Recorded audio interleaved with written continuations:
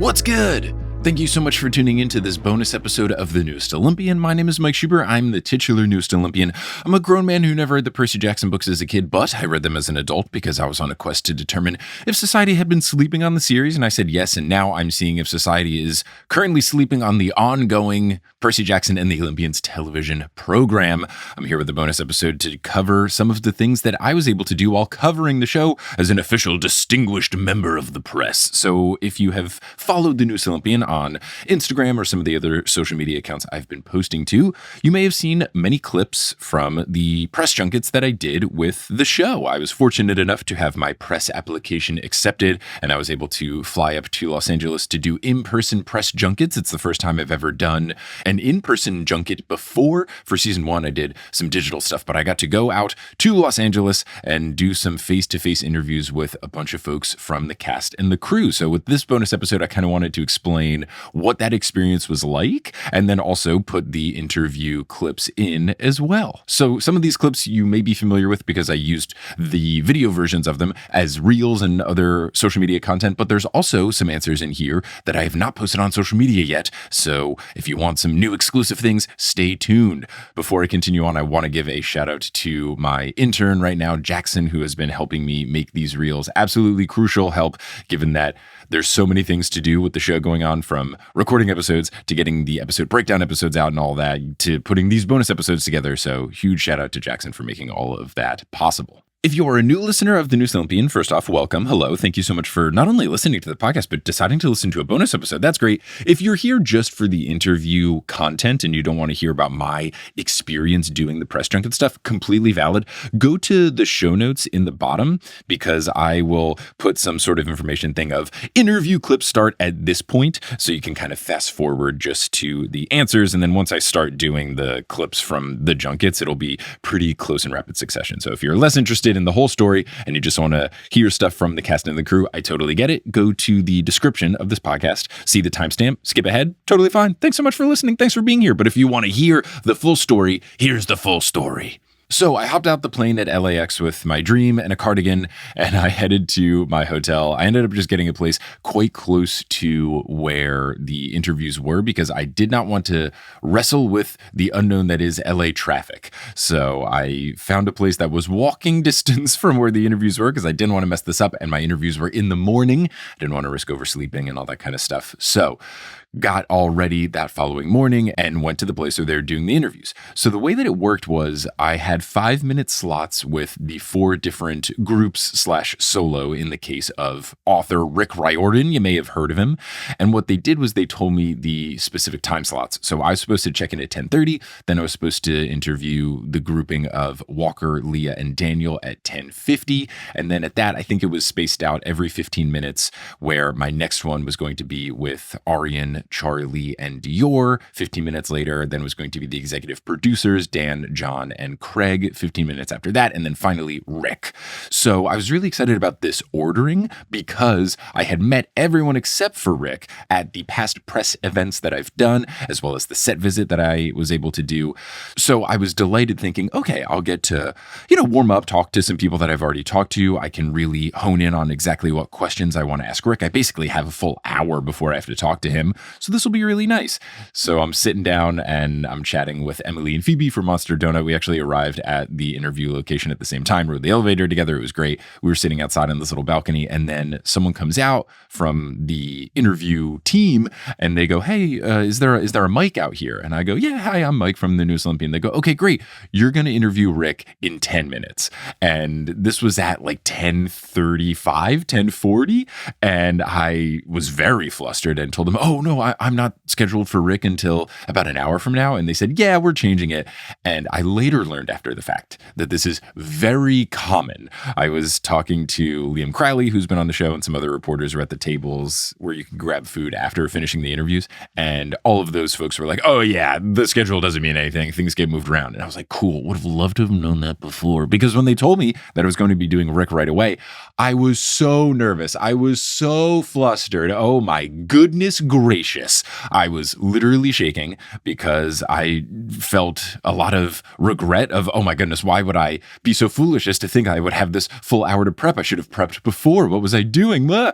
So I gathered my things and rushed over to where I was supposed to go. If you've seen in the video versions of these, for example, the Rick Riordan interview, which is up in its entirety on this feed, which you can watch as a video if you watch it on Spotify, or if you go to the TNO YouTube account at Newest Olympian, I was using little note cards, and they are actually the same note cards that I send out to patrons if you are at the Mega God or the Ultra God tier, and you get an enamel pin. I also handwrite a thank you postcard. So I grabbed a couple of those because I had seen Liam use cards for asking questions in his previous junket stuff, and I thought it just looked more professional than using a phone, less cumbersome than using a notebook or a legal pad. So I copied that idea. Of course, I was so flustered in trying to copy down the Rick questions that I had on my phone onto the card that I wrote it upside down because it says thank youest Olympian on it. So I was really scrambling to write. Then I realized, oh my goodness, these are upside down. And then I was about to transcribe them to a second card when I realized, oh, I could just take a second card and put it behind this upside down one, and then no one will notice. So if you saw in this video interview with Rick that I was holding two cards, that's because the first one I wrote upside down because I was so flustered. But thankfully, the way it kind of worked out was they called me and someone else in. And I think because I took so long to gather my things since I was so not ready to be doing this, the other person went in first. So that bought me another 5 minutes to kind of prep and calm down. And then the other nice thing about it was that during those 5 minutes where I was seated outside and this other person was interviewing Rick, a couple of people that I did know walked by. So Charlie, who plays Luke, walked by, and Dan Shotz, one of the EPs, walked by, and we chatted a little bit. So that put me at ease. But I was still nervous. I was still nervous about what I was going to ask Rick. And then also, just because I've never done an in-person press junket before, I didn't know exactly what to expect. So I was really hoping that I would have some under my belt before talking to Rick. But when you're given this opportunity and they tell you where to go, you just got to go. So they bring me into the room. And the way it works is that you've got all of the official stuff set up. They've got really professional lighting and the backdrops and the chairs and overhead boom microphones and stuff. I sat down and, Rick is there getting, ready. In his case, it's just kind of, waiting for you to start talking. In the case of the actors and stuff, they had like actual hair and makeup teams making sure they look good, which was hilarious and made me very jealous. I wish I had a hair and makeup team. I was just doing my hair outside of the doors and looking in the reflections of framed artwork as a faux mirror to make sure I looked okay. So I go in and I sit down, and before they start recording, you can, say hello, introduce yourself to the person, et cetera, et cetera. And when I sit down, they go, hey, Rick, this is Mike from the Newest Olympian. And Rick goes, oh, the Newest Olympian, you just posted that trans icon blackjack shirt, didn't you? And I said, oh my God, yes. I'm so glad that you saw it. I'm glad that you're such a good sport about it. I'm glad you're not upset that me and other folks in the fandom kind of poke fun at you for making that mistake. And he said something to the effect of, oh no, it's so fantastic. I love that the fandom has just ran with it. I think it's great. So I said something to the effect as well, just like, oh, it is great. And we're glad that you can laugh at yourself, blah, blah, blah. And then the interview gets going. So you just slate yourself, which is an industry term. But you know how when they have those things that are like marker check or marker action or whatever, and it's one of those things, you basically self-slate by saying, hi, I'm so-and-so from so-and-so, whatever. So I said, hi, I'm Mike Schubert from the Newest Olympian podcast. They basically start recording right before you're ready to do that. Unfortunately, I even checked, but this little exchange with Rick was not recorded. They started recording just seconds before I slated myself. So this will just have to live in my memory and this bonus episode forever. And Rick preceding our interview with saying, oh, hey, I've seen this thing that you've done and I really like it, just washed away the nerves. I still had a little bit of nerves. I edited it out of the video and the audio, but I definitely stumbled over my first little thing where I said, I got to ask you some questions. I flubbed that initial sentence and then everything else went pretty smoothly. But for him to initially off the jump just say, oh, hey, you've done a thing that I saw and I liked the thing and it's cool, made me feel a whole heck of a lot less nervous, making me think that he's used to interviewing people who are really nervous to interview him before. I'm sure I brought some nervous energy sitting down, but it was really great. And then I asked that first question about Riptide, and he said he's never gotten that before, and it's a great question. And then that got rid of the rest of the nerves. For a 1-2 punch of, hey, you've done a thing, and then also I've never got this question before, and that's really hard to do, that made me feel a lot more comfortable. So that was great. And then after the interview with Rick, he said that it was so nice to meet in person. So really cool stuff. He was an absolute pro. He was an absolute champ. I felt good about how that first one went, even though I was so nervous. But it worked out. It was really good. And if you want to see that full interview, you can check it out on the TNO YouTube. You can watch or listen to it on the TNO Spotify, and you can listen to it wherever you get your podcasts. But let's talk about what you're going to hear in this bonus episode. So what I'll be doing for this episode and the next 2 bonus episodes is I will just be putting the clips from these junkets that are about the episodes that have already aired. So for context, I was given screener access to the first 4 episodes before these press junkets, and some of my questions are about episodes 3 and 4. Since those have not come out yet, I won't be posting them in this episode. I'll be posting them in future episodes. I don't want to get yelled at by Disney by spoiling stuff, so I want to make sure that I'm only sharing things about episodes that have already come out. But I've got clips from all the interviews in this episode, so let's do it in the order in which I interviewed the groups. So the next set of people that I talked to was Aryan, who plays Grover, and Dior, who plays Clarice, and Charlie, who plays Luke. And what was great about this one was before I went in, I could hear the interview team on the other side of the door say, okay, next we have the newest Olympian. And I heard Dior go, oh my God, Mike. So that was really cool and very nice to hear, again, washing away some nerves, knowing that the people on the other side of the interview want you to interview them. It just makes you feel a lot less nervous, and it makes things just a more joyful experience. So I sat down and they all said, oh my gosh, so nice to see you. And that was really cool. Hadn't seen them since San Diego Comic-Con. So that was very fun. Dior immediately asked, how's the baby? I want to see photos. So very cute. What was really good about this situation is they only start your 5-minute timer once you slate. Whereas when we were at San Diego Comic-Con, it was 5 minutes per table. And we definitely ate into our interview time by sharing pleasantries and stuff before our questions. So it was nice that we could kind of say hi and catch up a tiny little bit and then actually officially start the 5-minute timer. So that was really good.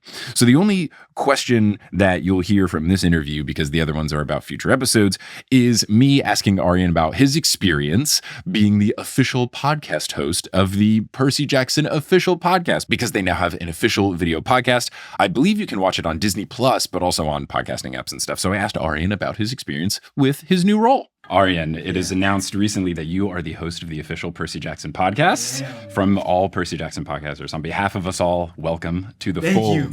So with being a podcast host, what was something that was incredibly enjoyable about the experience? And then what was something that surprised you about being a podcaster? Something that was incredibly enjoyable. I will say I did this, interviewing Charlie is probably the only thing I can really talk about. Sure. Yeah. Well, no, but I think genuinely, like, getting to sit down and talk to like the people I love most about the thing that I love most, just for like hours on end, is like awesome. And the fact that I get paid to do it, it's like, this is the greatest job ever.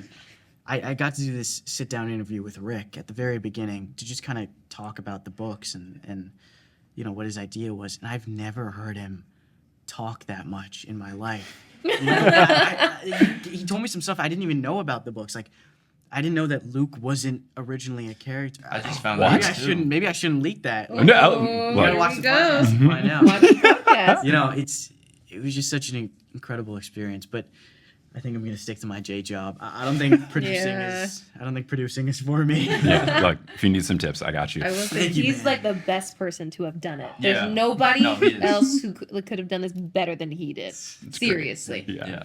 So the next group of folks that I interviewed was Walker, who plays Percy, and Leah, who plays Annabeth, and Daniel, who plays Tyson. This was fun because right before I was supposed to interview them, they went on a little snack/lunch break. So I was all ready to go, got all my questions ready, hyping myself up, making sure my hair looks perfect. And then they all walk out and the interview person goes, oh, I'm so sorry. They're actually taking a bit of a food break. So gave me a little more time to get settled and stuff. Daniel finished early, so he and I were chatting about all the different press stuff. He said that they were doing, I don't know if this was just this day or if this also counted Monday, because they do Press Junket stuff on Monday and Tuesday.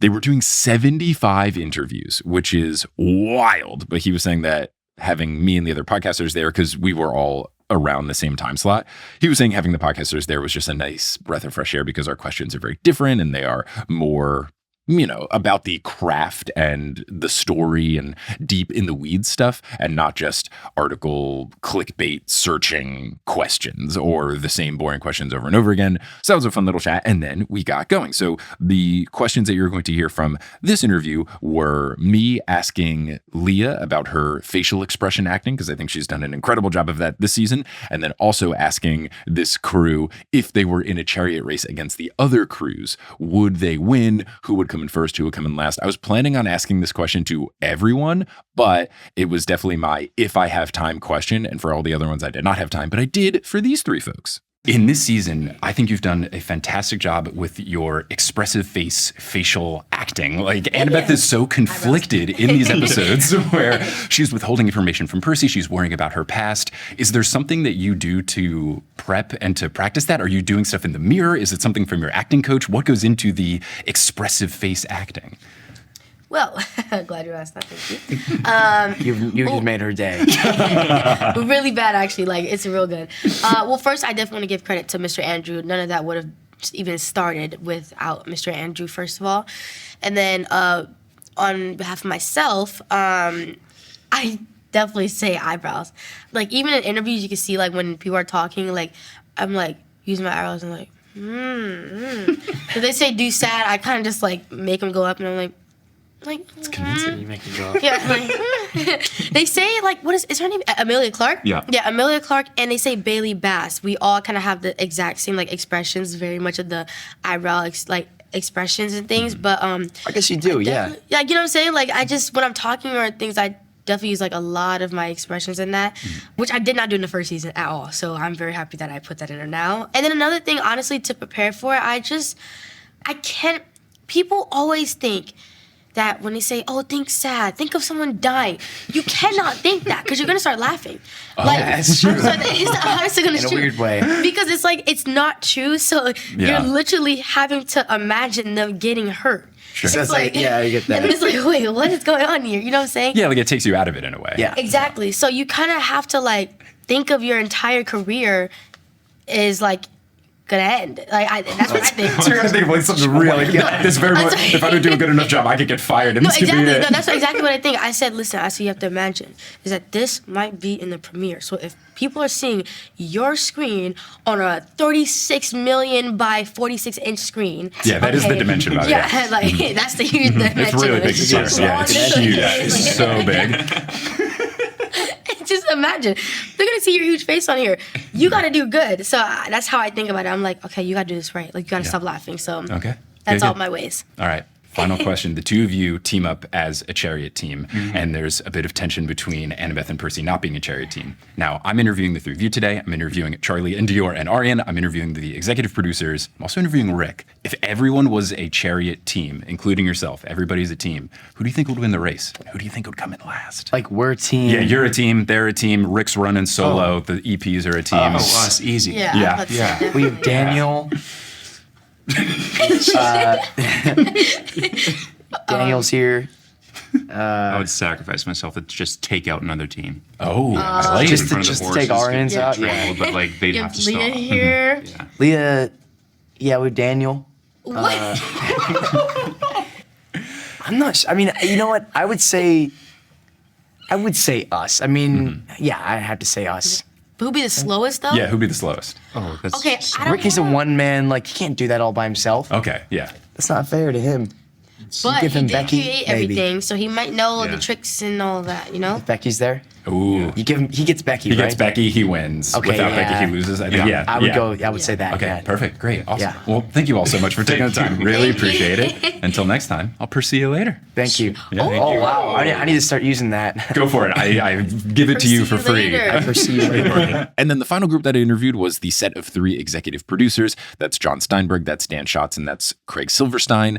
And it was funny because when I sat down with them, immediately Dan and John go, oh no, Here we go. Time to get grilled because at San Diego Comic-Con, I just asked them about the New York Knicks and the Philadelphia 76ers, basically just making fun of how the Knicks have been so much better than the Sixers ever since John Steinberg came on my show and made fun of the New York Knicks. So it was a fun little opening. And because of that, I asked Craig a direct question first, but that's about a future episode, so you'll hear that one later. But you will hear 3 questions that I was able to ask them. One about an 80s movie reference in episode 2, one about Dan's work with the Percy Jackson official podcast, and then one about the empathy link change that they established in the first episode. So here are those clips. So something that happens in episode 2, we get a reference to classic 80s movie moment with John Cusack, the Say Anything boombox into the megaphone. Did the kids get it? Did you have to explain it to them? I even say this as a 33-year-old who had to Google John Cusack 80s boombox movie to ask this question. Did they ask what's a boombox? They never asked. It's entirely possible they still don't get it. You could explain it to them. It's a great. It's such a good question because I don't remember talking to them specifically about it.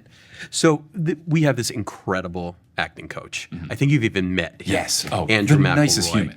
I'll bet you it came up in like some of their early when he's sitting with them and they're dissecting the material and talking through moments. I'll bet you Andrew probably had, because not only does Andrew have binders for each kid every season, but I'll bet you he Say Anything was probably on the docket for them to for their homework. Yeah. I guess we'll say if it was Dean Martin, like in the books, they would have got just the same. Right. Yeah. The collapse between 50s and the 80s is just same thing. The Mariah Carey choice was inspired. Yeah. The high-pitched stuff, really fantastic. So, Dan, I've heard that you have gone all in super intense on the Percy Jackson official podcast. As a podcaster, I am delighted to hear that you're putting so much care into it. What has it been like creating an official podcast? I want to bow down to you guys. We'll take it.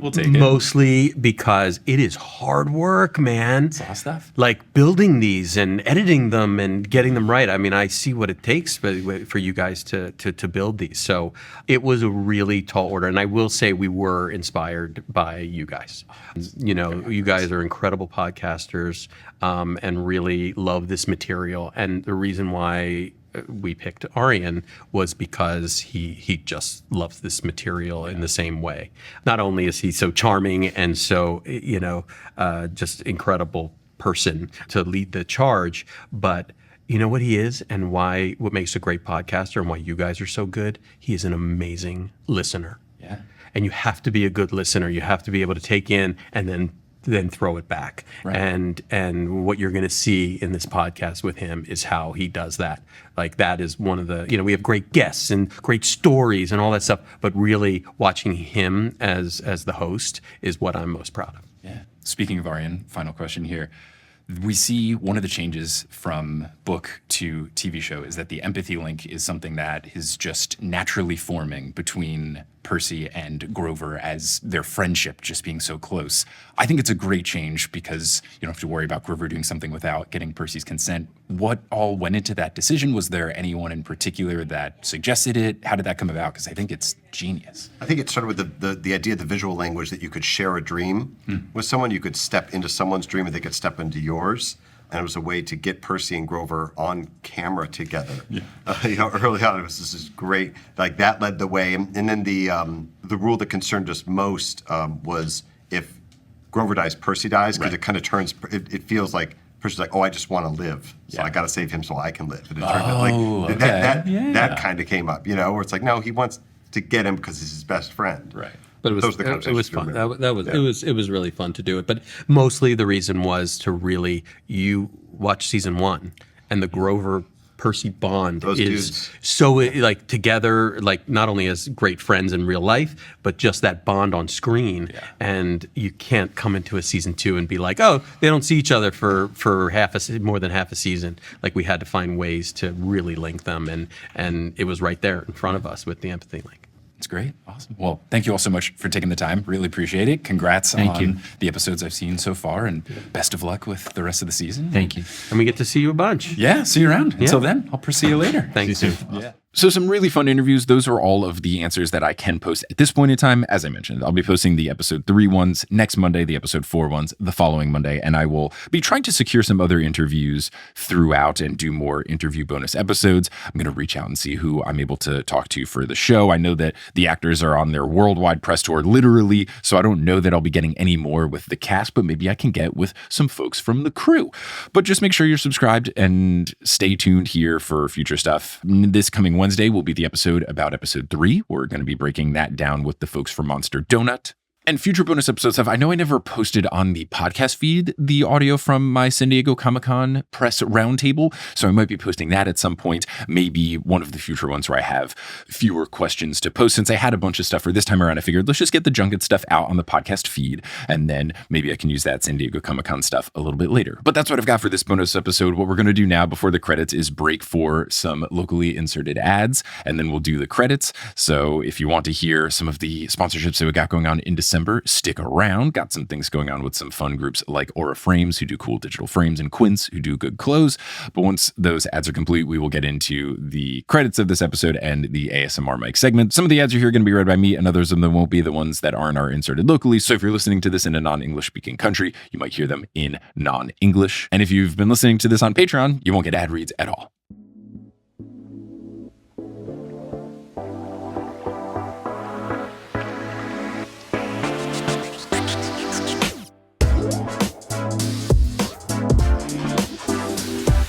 Hey, thanks for listening to this episode of The Newest Olympian. This podcast is created, hosted, and produced by me, Mike Schubert. I also run the social media and the website. Our editor is Sherry Guo. The music is by Bettina Campamanes and Brendan Krugel, and the art is by Jessica E. Boyd. If you can't get enough of the show, you can go to thenewestolympian.com/Patreon for bonus episodes, bonus content, ad-free episodes, a whole bunch of fun stuff.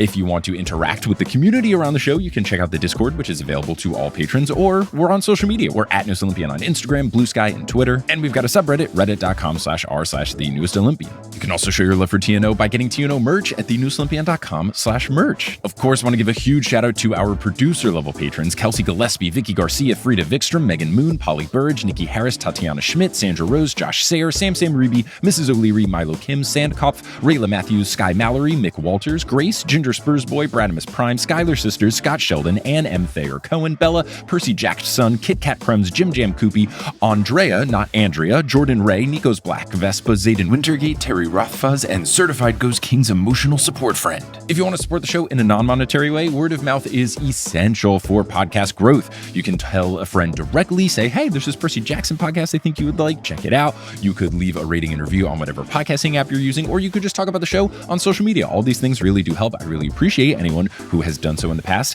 and I appreciate anyone who will do so in the future. But I'm just so thankful that you tuned into this episode, and hope you tune into our next episode where we'll be joined by the fine folks from Monster Donut to break down episode 3 of Percy Jackson and the Olympian Season 2. But until then, I'll Percy you later.